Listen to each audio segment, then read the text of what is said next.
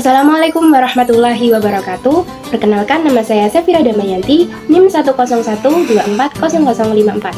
Pada kesempatan kali ini, saya akan mereview sebuah buku yang berjudul Usul Fikih Usul, yaitu karya Beni Ahmad Syaibani.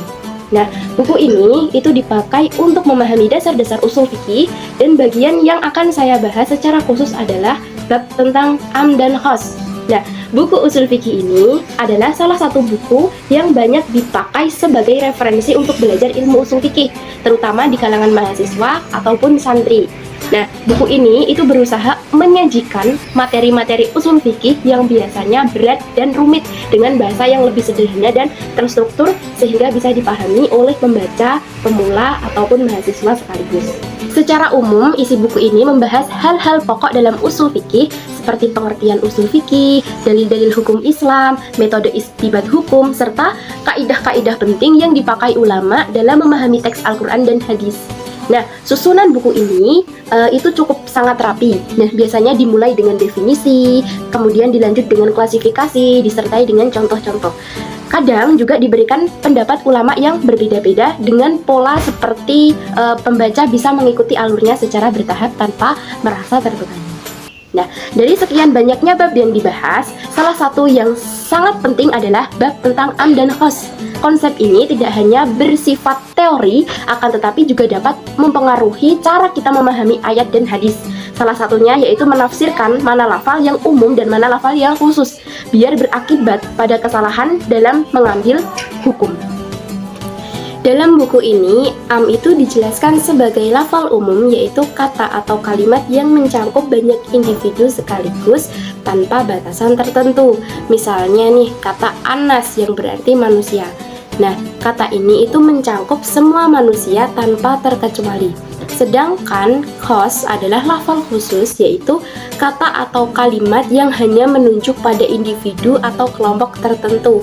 Contohnya pada kalimat atau kata Zaid atau kalimat ar-rajul hadza yang artinya laki-laki ini. Selain menjelaskan definisi, penulis juga membahas bagaimana hubungan antara lafal umum dan lafal khusus. Salah satunya adalah taksis al-am, yaitu bagaimana lafal umum bisa dibatasi atau dikhususkan dengan dalil lain. Buku ini itu masih merasa ringkas ketika membahas perbedaan pandangan antara mazhab. Padahal dalam literasi klasik ada perdebatan cukup panjang antara ulama, misalnya nih ulama Hanafi dan ulama Syafi'i yang mengenai batasan penggunaan lafal umum dan lafal khusus. Di buku ini perbedaan itu hanya disinggung secara singkat. Jadi bagi pembaca yang ingin mendalami perbandingan antara mazhab, buku ini belum cukup lengkap. Jadi, meski begitu, secara keseluruhan buku usul fikih ini telah memiliki nilai yang penting sebagai buku pengantar. Karya ini juga cukup membantu pembaca memahami kerangka dasar usul fikih, khusus pada bab am dan khos. Penulis ini juga berhasil menunjukkan betapa pentingnya konsep ini di dalam proses penetapan hukum Islam.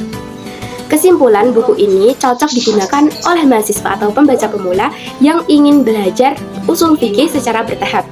Bab am dan khos menjadi salah satu bagian yang cukup menonjol karena mampu menjelaskan konsep yang rumit dengan bahasa sederhana dan contoh yang jelas. Walaupun analisis berbanding antara mazhab masih kurang mendalam, buku ini tetap layak dijadikan pegangan dasar sebelum masuk ke kitab-kitab usul fikih yang lebih kompleks. Oke, baik, terima kasih atas review buku Usul Fikih Usul dalam matkul Kaidah Usul Fikih. Assalamualaikum warahmatullahi wabarakatuh.